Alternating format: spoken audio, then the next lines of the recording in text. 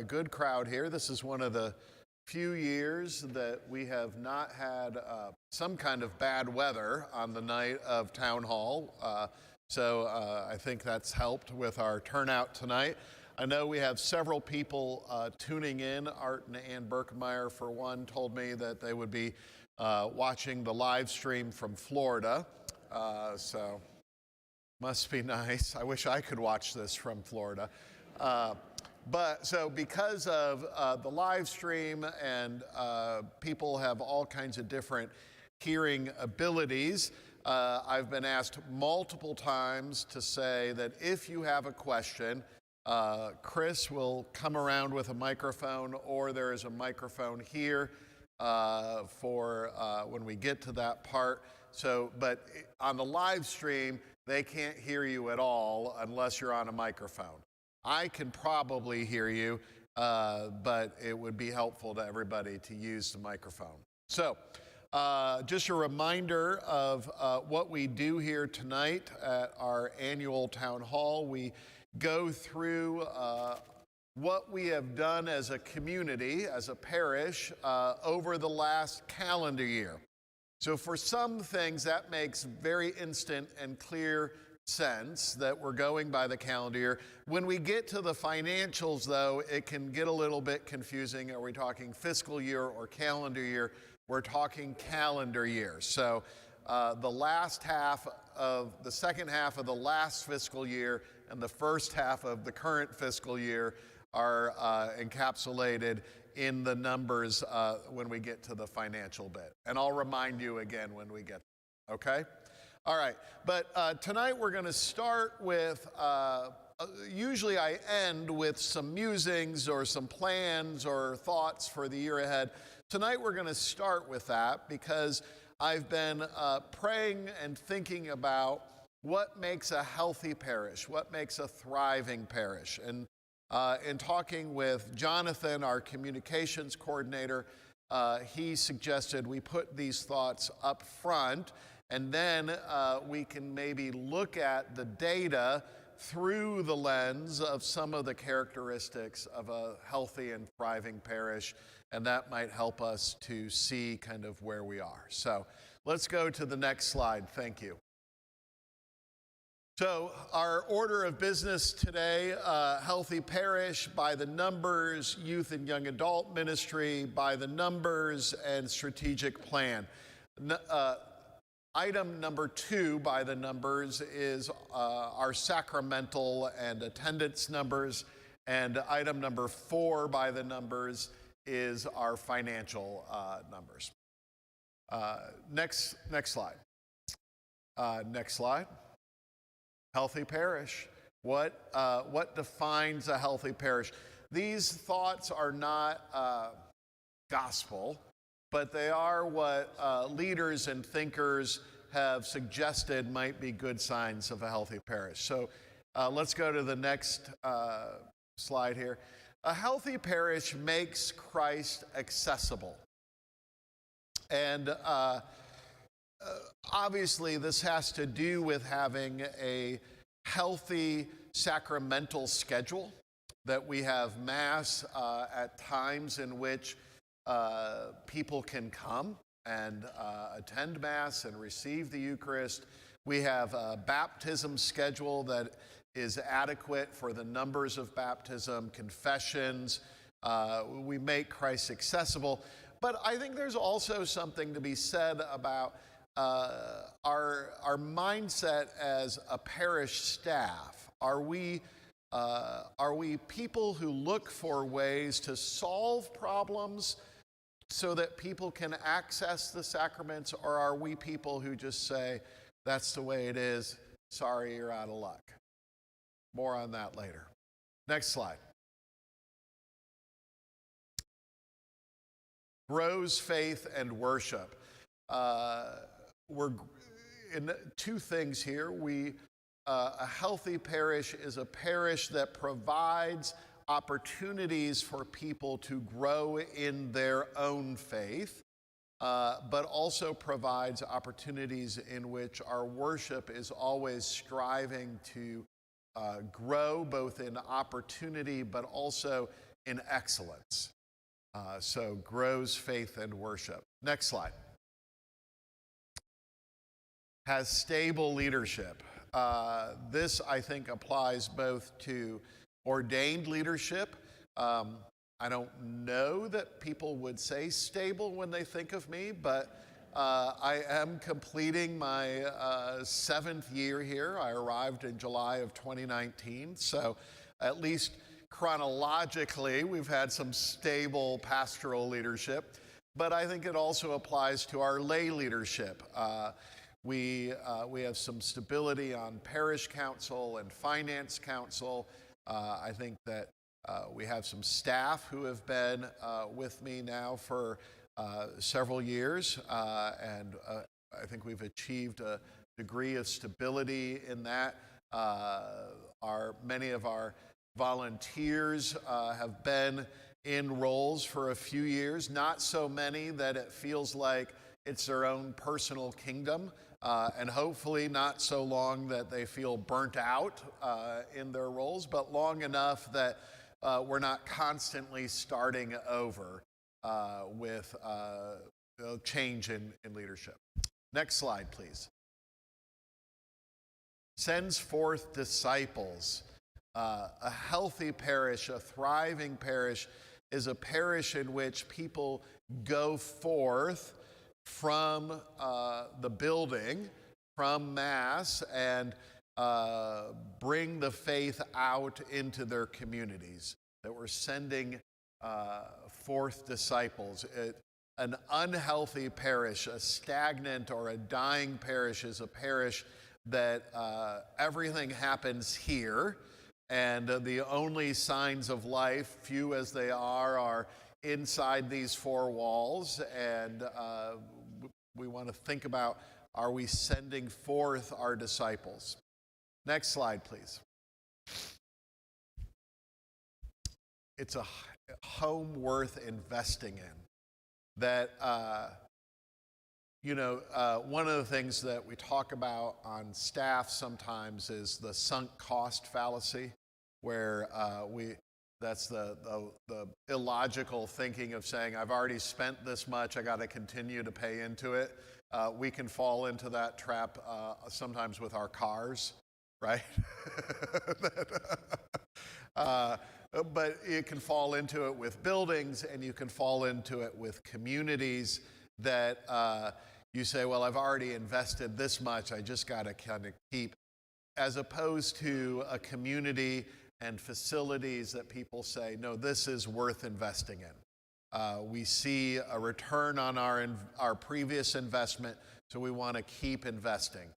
We invest our time, our talent, and our treasure in this community because it has already given back so much to us. So is a home worth investing in. Next slide, please. All right. So keep in mind those principles, those markers of a healthy parish as we begin to look at 2025 St. Jude by the numbers. Next slide, please. 2025, I will remember until the day I die as the year I had 3 associate pastors. God works in mysterious ways. All 3 of them were blessings to us. We began 2025 with Father Roscoe. He arrived in July of 2024. He was moved in July of 2025, and we welcomed Father Bobby. Just when we got used to the beard, the Archbishop moved Father Bobby, and we welcomed Father Tony as Ziafule December 1st here at St. Jude. We also welcomed a new accompanist, Ioana. She started good, and she has grown better. She comes from a more concert pianist background, and so I think she's grown very well into being an accompanist and finding the rhythm of the Mass and how that progresses. And she's just sweet as can be and a delightful person, so we're thrilled there. We lost Daniel, of course, because he turned his back on God to pursue a law career. He may not quite describe it that way, but I'm bitter. And then, of course, we welcomed Kelly Yoler in the office. Kelly is doing a lot of our bookkeeping. If you need a space reserved or a rental, Kelly is handling that as well. She's a wonderful person. She's been a great addition to our team. She's very organized, very conscientious. So if you haven't met her yet, stop in the office Monday through Friday and say hello to Kelly. Next slide, please. Number of households, 1,659. That's a little bit in flux right now because we're in the triannual process of going through our database and cleaning out some folks who have moved or left the parish for various reasons. But that's a good number. 1,650, 1,659 is a good number to kind of have in your head. Those households translate to 4,696 individuals. I want you to remember that number when we look at mass attendance in a couple of slides. All right? 4,696 individuals registered here. In 2025, we signed up 86 new households, which is amazing. Really, really amazing. So I feel good about this slide. Next slide, please. This is just a kind of time graph over time. The white is families that have been here and are returning, and the yellow is families that were new that calendar year. So we go from 2019 to 2025, the years that I've been pastor here. We have a slight overall growth. Note that the 2019 and 2023 numbers are affected by database cleanups that we went through and deactivated the families that have moved or left the parish or whatever. So that's why you see some kind of downturns in those years. That's to be expected because we do it every 3 years. So 2023, now in 2026, we're going through that process. I don't expect as big a drop in 2026 as we had in 2023. We go back 3 years. So in 2023, we looked at families that we hadn't heard from since 2020 or older or longer. So a lot happened in 2018 and 2019 and 2020 with COVID and a new pastor. And if you remember 2019, Ron Colley had some shakeups. And so I think that accounts for people leaving in 2019, 2020, which we cleaned up in 2023. Next slide, please. Mass attendance. If you see the top left as you're looking at it, is January 2025. That's where we started the year. We had an average in-person attendance in January of 1,408, and we ended the year in December of 2025 with an average in-person attendance of 1,617.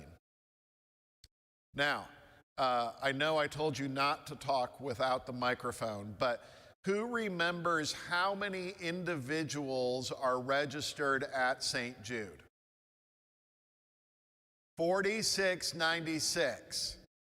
All right? I am thrilled. We have one of the best mass attendance percentages in the city of Indianapolis for Catholic parishes. Our numbers are fantastic. This is not a complaint from Father, as it is an encouragement. Who do you not see at a regular basis? I believe the last time I did some back of the envelope math, I should be having to offer 6 masses a weekend at St. Jude. to accommodate all the people divided by 800 seats. I think we need to offer 6 masses a weekend. We have one very full mass a weekend, the 10 a.m. If you come to the 10 a.m., people are in the narthex and lined up along the walls. It's great. It's very fun. We have good amount of room on Saturday at 4 p.m. We have a lot of room Sunday morning at 7:30.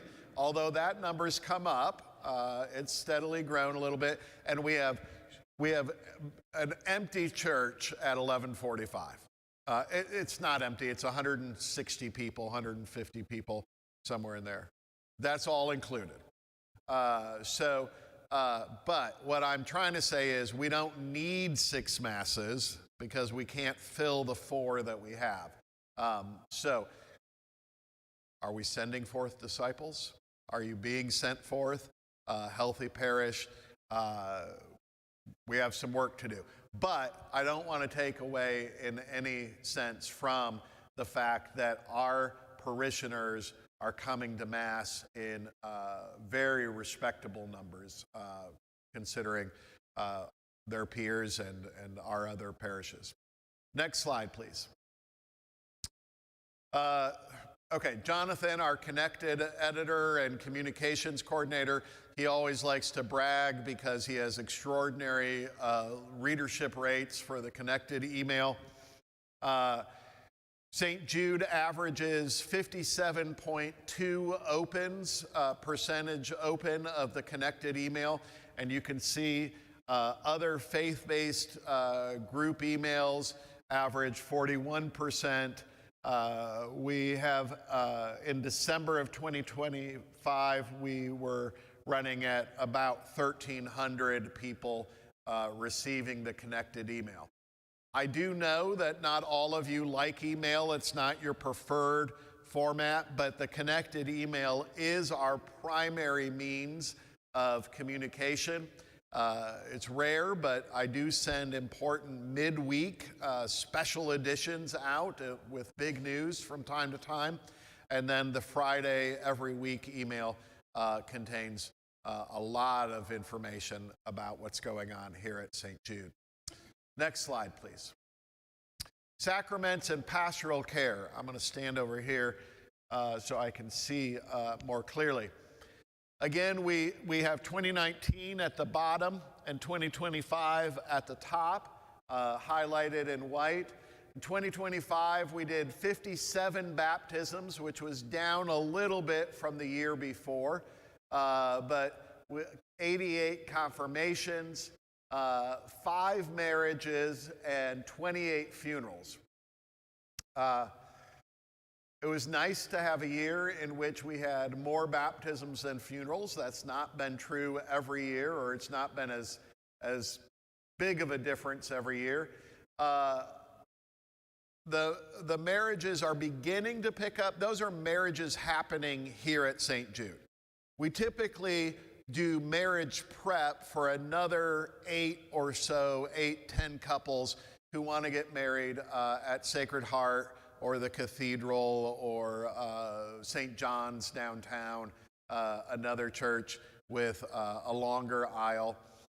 One of my hopes is that when the sanctuary renovation is done, people will say, oh, that's just as beautiful as St. John's, and we can do some more weddings here.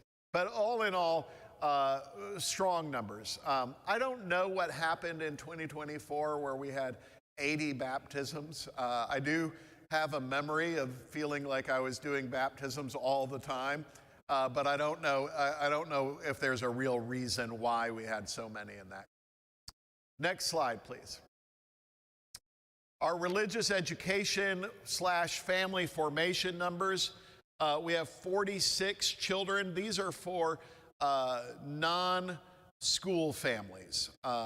So we have 46 participating, 31 families participating, and we have 10 children regularly coming at, is it 8 a.m., Chris? 8 a.m. on Sunday mornings for Catechesis of the Good Shepherd. These are for preschool age children to receive some beginning catechesis before they go to St. Jude School. It's an excellent program. It happens in the Garin Room. It's kind of the Montessori method, but applied to the Catholic faith. Next slide, please. Youth and Young Adult Ministries. Next slide. Oh, I forgot how text-heavy this one was. We had an Antioch retreat. That's the high school retreat this past weekend. If you were at Mass at 10 a.m. on Sunday, you heard me share what great numbers we had. We had 85 high schoolers participating, 65 who were going on the retreat, and then 20 youth who were on the leadership team helping their peers through the retreat experience. We had a junior high lock-in with 34 7th and 8th graders. I was off campus that night. The sheer smell and noise of it was too much for me to contemplate.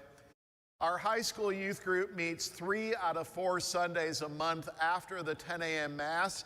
If you come to the 10 a.m. Mass and you wonder why we have so many high school students at the 10 a.m. Mass, it's because a lot of them go over to youth group immediately following.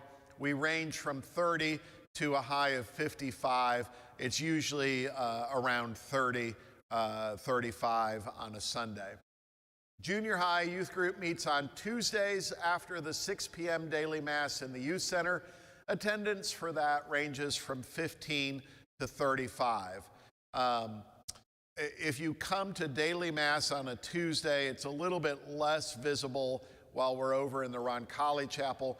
But on a Tuesday evening, I might have up to 10 7th and 8th graders serving Mass on a random Tuesday. It's great fun. And then they go over to youth group. They come and serve Mass because they get to go through the food line first when they get to youth group. So whatever it takes, I don't care. We're excited about the increased youth participation at Mass as lectors, MCs, sacristans, and again, simply in attendance. I don't think maybe the 7:30 Mass, we don't have very many youth at that, but at our 4 p.m. and at our 10 p.m., it's very noticeable, the youth that we have, both in attendance and in involvement. Next slide, please. Youth ministry continued. Last June, in June of 2025, we took 10 high school youth down to St. Meinrad for the week to participate in the One Bread, One Cup Liturgical Formation Conference. Every one of those 10 came home and signed up for a ministry at St. Jude. This is the program. I've worked with this program for about 20 years now. I believe very firmly in it. A lot of what we do with the youth comes from both Keith and Aaron and I's experience with One Bread, One Cup, because it works. It gets our youth engaged and excited about the Mass, which is exactly what we want from a program. Next slide, please. Adult ministry. In 2025, beginning in the fall of 2025, we have 24 RCIA participants. Chris, does that include the Roncalli youth? So we have 7 Roncalli students that we are working with, 5 of whom I believe will be baptized at the Easter Vigil, and another 2 that had been baptized in other traditions, but because of being around Roncalli and taking theology classes there and their Catholic peers, they want to become Catholic. So that's about 7 of that 24 number of participants. I just think that's a excellent witness to what Roncalli is doing and the spirit that is currently at Roncalli. It's a great spirit of faith currently. We have 25 to 30 who are showing up for our monthly Catholic trivia nights. And then our adult formation events, we've had 2 to 3 monthly events open to the full parish keep watching the Connected or hearing the announcements before Mass as those come up. Next slide, please. The Rome pilgrimage, as you all know, I take the sacristans and MCs when they graduate from high school to Rome for a week and regret all my life choices. This year we took 9. We are expecting to take 13 in 2026. Is that right? We are dividing it into 2 groups. I'm taking a group over spring break and then a group in the summer because once you add 3 adults to 13, it's very hard to get into restaurants and places. It just makes it much more complicated. So dividing it into 2 makes everything better.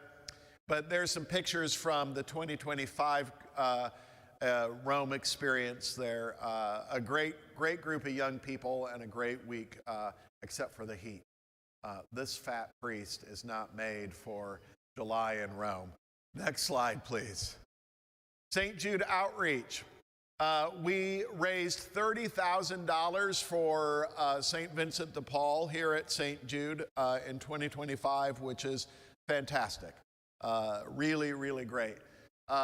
We had 4 individuals who participated in our on-campus counseling, where we subsidize the counseling rates for St. Jude parishioners.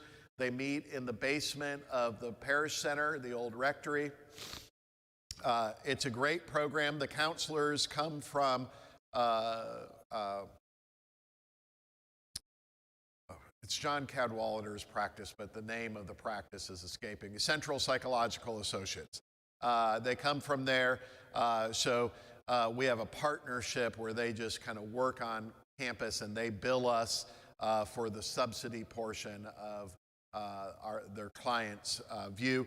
I just think this is really, really important. That again, is this a home worth investing in? And as a pastor, this is one of my investments, that the collections money goes to help to say, this is a home worth investing in. We want you to be healthy.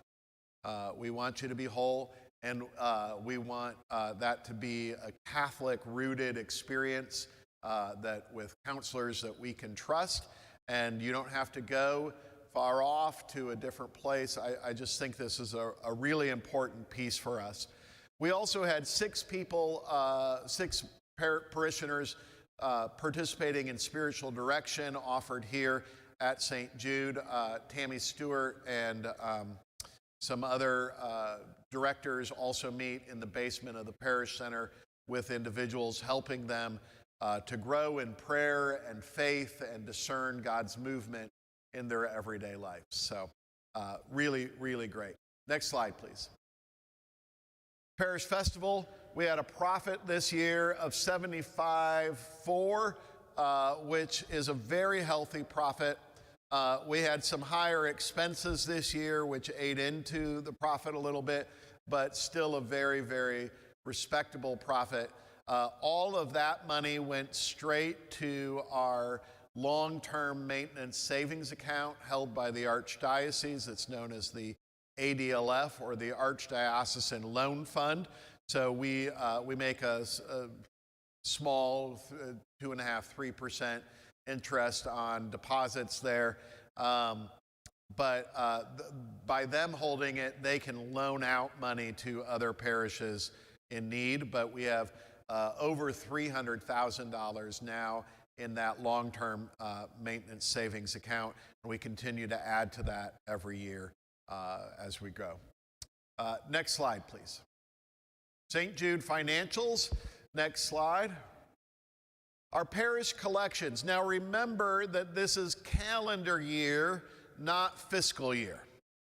So for 2025 calendar year, we collected $957,586,000.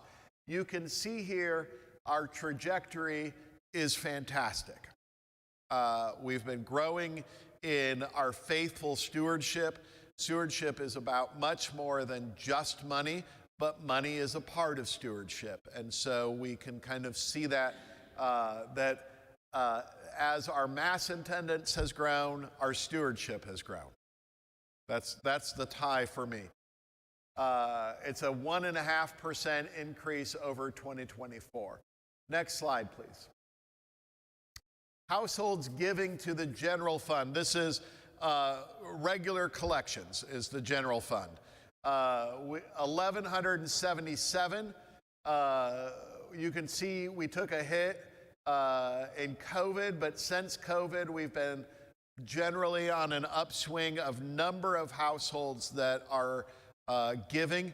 That ranges from a one-time gift to weekly gifts, and it ranges from $20 to thousands of dollars. But for me, this is a really important number. And it's a number that, frankly, has been frustrating for me over the last 6.5 years because we haven't moved the needle all that much on number of households giving. We're always about a third of our households who do not contribute to the general fund. And again, as I said, I've said it many, many times. You guys have heard it many, many times. It's not about the amount. It's about that we're all in this together. Is this a home worth investing in? And so we all have to invest according to our abilities. But generally speaking, we're okay. We're headed in the right direction. Next slide, please. How do we spend the money? Up there, you can see that your priests are outrageously expensive at 5% of expenditures. Then we have staff salaries and benefits, the archdiocesan assessments, which have come down a little bit over the last couple of years. The Arch has been working hard to cut those assessments to the parishes. Our school support, the facility admin and expenses, and then our ministry expenses. I don't want to give, I feel like, and Chris, you can correct me if I'm wrong here, but I want you to know our ministries are fully funded. It's just that electricity is a lot more expensive. And is frankly one of those ministry expenses, because if you meet here in the evening, the lights are on, the heat is on, or the AC is on, but it gets accounted to facility admin and maintenance, right? So I always feel a little bit bad that our admin and maintenance expenses are greater than our ministry expenses, but it's not that no ministry at St. Jude is going wanting for resources. It's just that maintenance is expensive. Next slide, please. Here we have another way to break it down. Clergy expenses actual in yellow and budgeted for the first half of the fiscal year. Clergy coming in under budget, which is great. Staff salaries and benefits a little bit over budget, but not bad. Arch-Indy assessments a little bit under budget.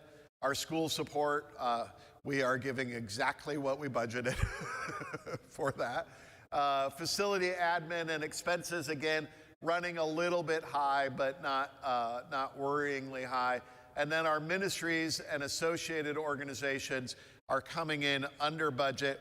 That's just, that's the staff members, ministers' choice to maybe they've changed what they were going to do. I know we had some youth group summer activities budgeted for that didn't happen. So again, we are fully funding our ministries, but our staff is really also really great at finding a way. Oh, I budgeted this much, but I really can make this happen perfectly fine for less than that. So we see some savings to budget there. Next slide, please. Stewardship renewal. This is something that we started in 2020. It's something that I believe very firmly in and I'm very passionate about. that we ask all our members to make a commitment.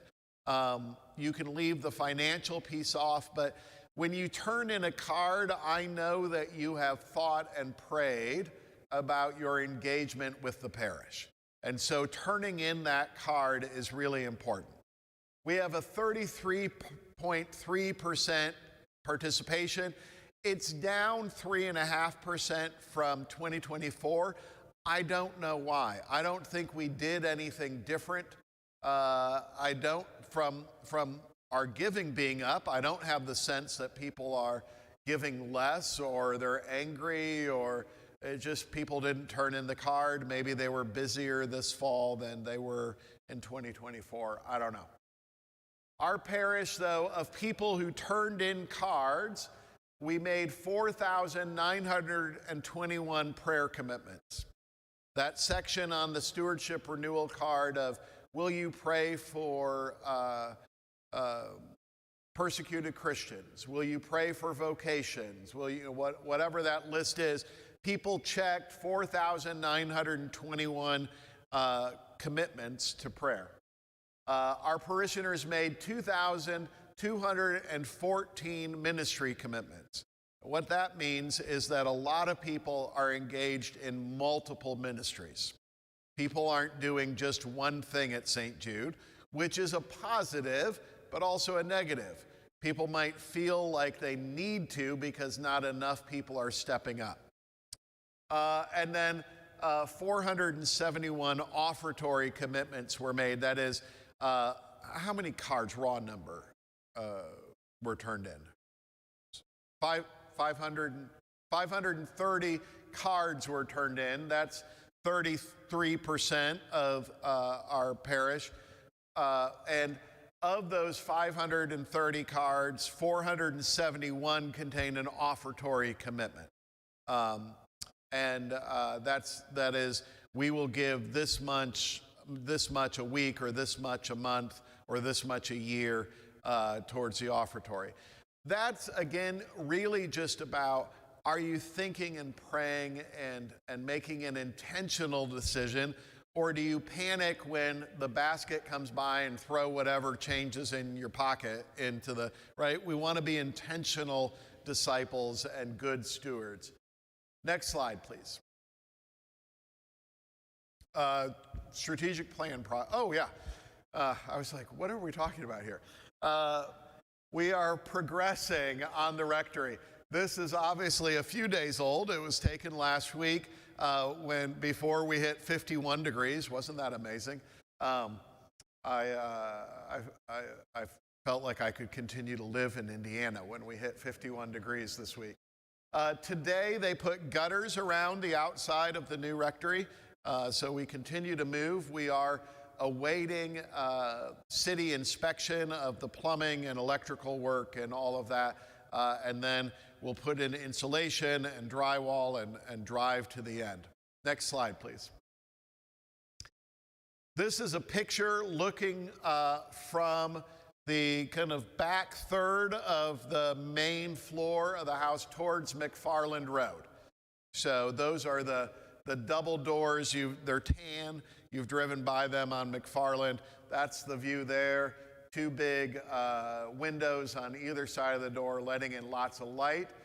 To the right is the doorway into the dedicated chapel space in the new rectory. And to the left is not a doorway. That will be a wall, but on the other side of that wall is the laundry room. Now you know where my laundry will be done. Next slide. Here, the first two pictures going left to right are in the basement of the new rectory. And then the bottom right picture here is standing in what will be my suite, standing in the living room, sitting room area of the suite. And then the second space behind the stud wall is the bedroom, and then down towards the bathroom for my suite there. Next slide, please. A fascinating picture of the new boilers and chillers in the school building. Uh, I said to Jonathan, I said, you need to go get a picture because nobody's ever going to see it, and I need to prove that we bought boilers and chillers.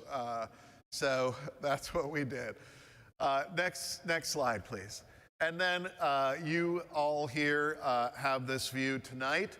The two boxes that are out are cabinets that they slid into the rear here of the Reredos wall, but they were out that day. They were being adjusted, and so that's why they're in that picture. Next slide. Tearing out the old baptismal font. Never ever do any kind of renovation project. That's my advice to you. You never know what you're going to find. So we pulled off the sandstone. I don't know if you can see that kind of dark picture there on the floor that's got sandstone piled up on it. That dark is the rotten wood frame that was holding the sandstone up. That sandstone just fell off as soon as they put a crowbar into and got some mortar loose. The whole thing kind of collapsed. However, to all of our surprise, there was an 8-inch thick concrete tank underneath that. Kidwell, was that your doing? That concrete would have stopped a car at full speed, but there was no water lining anywhere in there. So enough concrete to stop a truck, but no real protection for water in a vessel designed to hold water 24/7. So we found why it leaks so bad. There also was an insane amount of rebar in there. I got one over on the contractors because they said, before they started, they said, hey, you guys said you would handle the demo, but we're going to be here and we can handle it for like $1,500 if you want, no pressure. And I said, our maintenance staff has a lot going on. It's the winter. Yeah, $1,500 sounds very reasonable.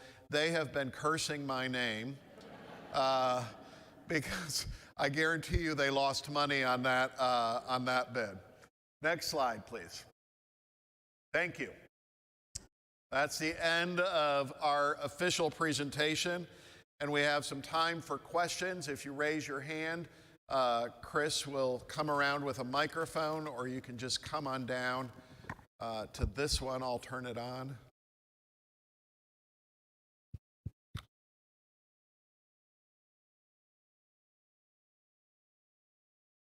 Anything?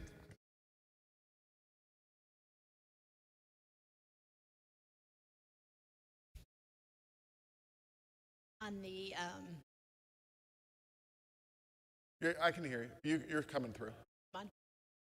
it was on the commitment cards. Yes. On the ministries. You mentioned that maybe there are parishioners that serve multiple ministries. Right. So there's right. some duplication, and maybe there's a need for others to step up in Yes. some areas. Are there specific areas that are lacking in ministries?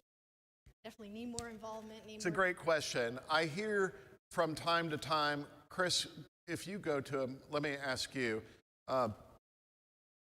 are you aware of any ministries that are significantly underserved at this point?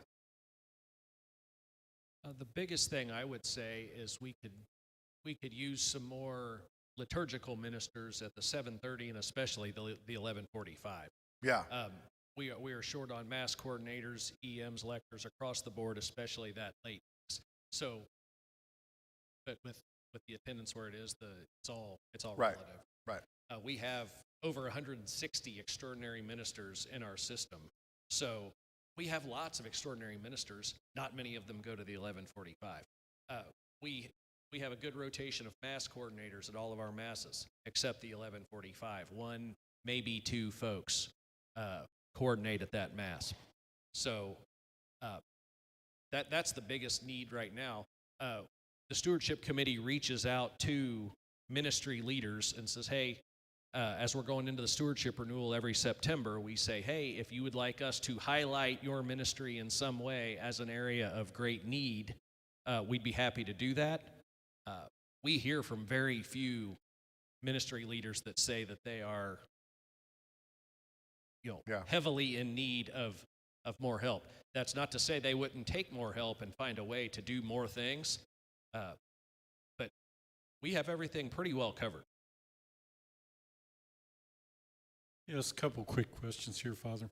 Our ministry also includes administering through St. Vincent de Paul Yes. and University of Indianapolis. Yes. And I know there's more that I'm not thinking of right now. Right. But what budget is that in? So the University of Indianapolis ministry comes out of a budget line for young adult ministry. The St. Vincent de Paul ministry is tricky because it's not actually a ministry of the parish. It's a separate but linked organization. So they have their own books. We raise money and help with volunteers and things of that nature for the St. Vincent de Paul, but they're a national organization that has a chapter here at St. Jude, not a ministry of St. Jude.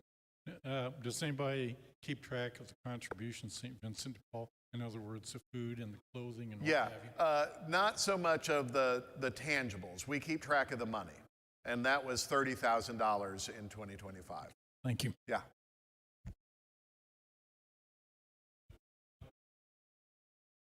How are collections on the capital campaign doing?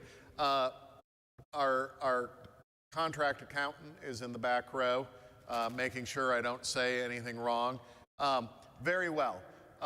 We are sending out letters this week to a very small, I think it's less than 20 people who have not paid anything on their pledge yet, and that is exceptional. That we're a year into collections and that number is so small. We are on track for a 3-year collection cycle. We've collected a little bit more and we knew that because we got several one-time gifts right up front, and so that pushes that initial number higher. But we're doing well. Yes.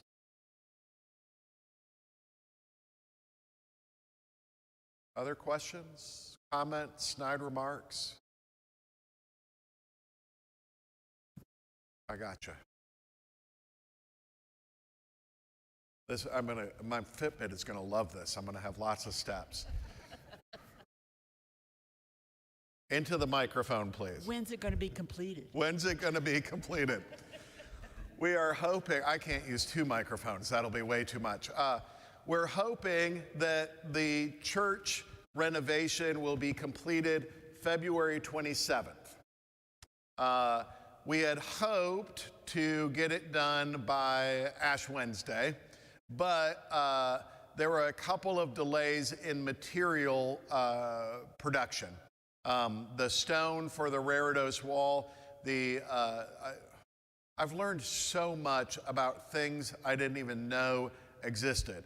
So stone is kind of rough cut or I keep using the wrong word. It's not processed, but it's kind of cut and polished and made ready, and then it goes to a jet cutter.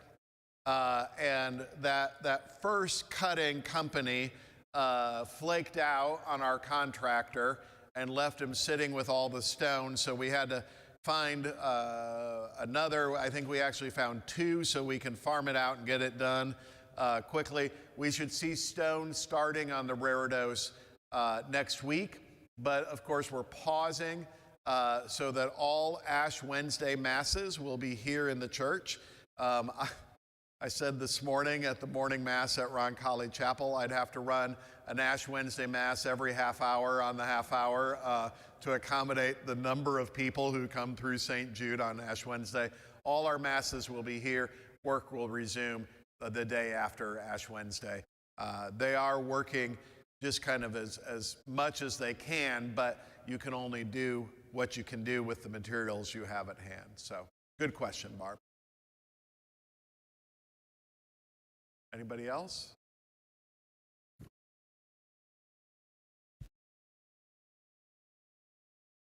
I keep getting asked brown olive brown. Yes, because I'm never cleaning those steps. I mean, here is what I would say. I get asked a lot of questions, and I try to be patient. It is not a valid question to ask, will we ever clean the steps? Of course we're going to clean the steps. We had people working in here beginning at 7:30 this morning. I cleaned the steps twice over every weekend since they've been installed. We are in a construction zone. There's going to be dust. There are tiles being cut, concrete's being sanded down. It'll take us probably a couple of months to get the dust out of the carpet. You know how it is in your homes. It will get there. It will be okay. The color of the steps, good grief. If you try to match light woods, you will always get it wrong. There is a difference between this tone and the pews. This was bought in, Chris, when did we buy the kneelers? 2022? As opposed to 1997 for the pews. We did the best we could. We had a professional come out. He took pictures. He analyzed the colors. He did the best he could. It's close. Not quite right. It's close. When you're doing something as important and as big and new as the sanctuary steps, you have to take a lot of factors into consideration. I could not, you can call me OCD, you can laugh at me, it's okay. I could not come in and celebrate Mass every week saying, those steps do not match the pews. So, I gave up. We're never going to match the pews, so then what do? You go with a contrast. You go with a contrast. I won't name any names, but there were some people who helped me. We looked up at the ceiling. We said, what's the dark there? Where do we get? How do we bring everything together as best as we can? We have dark steps. You don't have to like it. It's absolutely beautiful. If you haven't walked up close and examined the work that these carpenters did, I highly encourage you to do so. It's gorgeous. If you want to give enough money for us to buy a new altar and ambo in Darkwood, I will accept that money. And you know me, if you tell me to buy an altar, I'll go buy an altar. I will use your money as you direct me to. But I don't have the money to buy a new altar, and it's fine. It's fine. It all blends together and looks lovely. And that's really what we're trying to do here. The other thing that I would point out is we have a long history throughout the church and universally.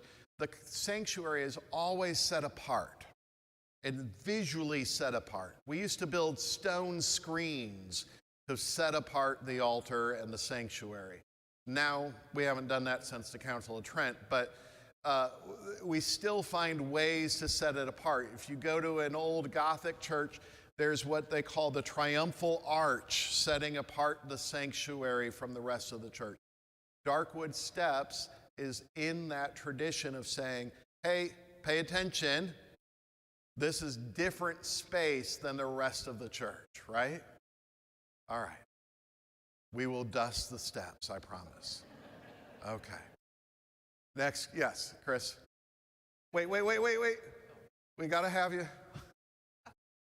Are there any plans or ideas of what's going to happen with the other rectory once you're moving into the new rectory? So what we are not going to do unless we absolutely have to is sell the property. We're going to hold on to that property. I just haven't had time to assemble a group and sit down and brainstorm some ideas. Some people have sent me ideas, and you're welcome to do that. We have talked about the possibility of renting it to a staff member, maybe a young teacher or another staff member as like a perk of we can't pay you like corporate, but we can give you a discounted rent and just cover our costs, basically. I've toyed off and on about if we could use the living room space and the half bath on the first floor there and maybe gently partition off the rest of the house, but use that space as an adoration chapel. Put a code lock on the outside door there. It's got a ramp. It's accessible. And then we wouldn't have to pause adoration for a funeral on Mondays or that kind of thing. So there's some vague ideas floating around, but nothing even close to definitive yet. So good question. Keep asking because we do want to figure it out.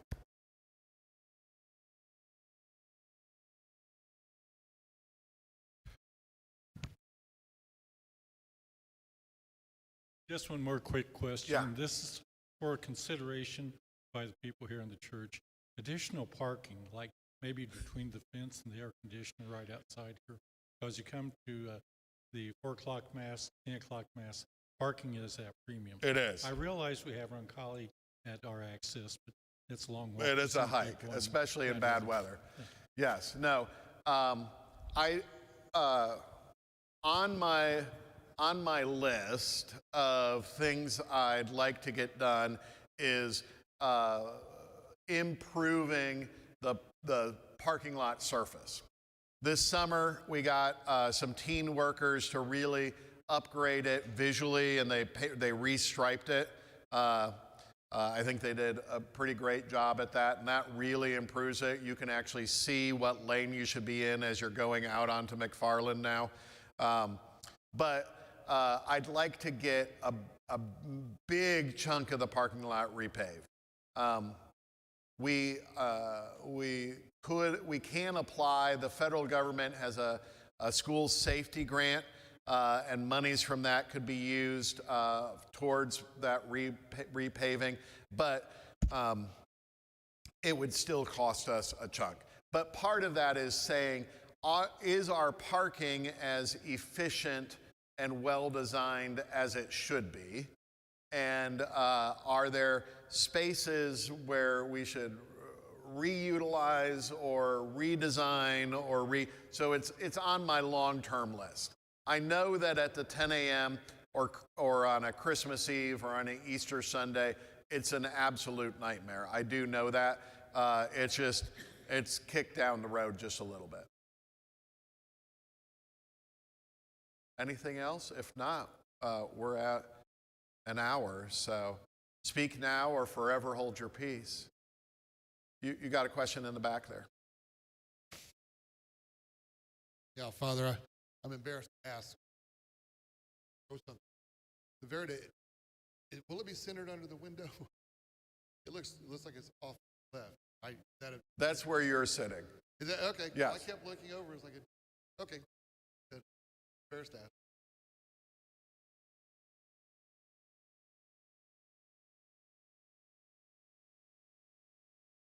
All right. Thank you all. You've been a great crowd. Come back next year. Tell your friends and get some folks to come to Mass. Thank you.